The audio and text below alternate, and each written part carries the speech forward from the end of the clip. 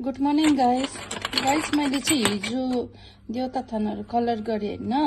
अब आज चाहिँ थानको सामानहरू धुको नि त के। तर एउटा कुरा चाहिँ मलाई के खुसी लाग्यो भन्दा नि अब हामीले के उयो पिताम्बरीहरूले घोटेर धुन्छ नि होइन। त मैले चाहिँ अहिले यो क्रस भन्ने रहेछ होइन डिसवासिङ जेल। यसले चाहिँ यति दामी टल्किँदो रहेछ कि यो क्रसले। त्यो डिसवासिङ जेलले चाहिँ मलाई यति मन परेको नि यो होइन। अब यो सफै थियो, अरू बेला म त्यस्तो चलाउँदैन, भगवानको चिजहरू मात्रै धुन्छु नि त। तर धुन्छु होइन, मैले यो फर्स्ट टाइम धुएको। हेर्नु न यस्तो मजाले टल्किँदो रहेछ कि यो। मैले त्यतिकै हातले मात्रै गर्दैछु हो। यहाँ हेर्नुहोस् न यति दामी टल्किँदो रहेछ हो।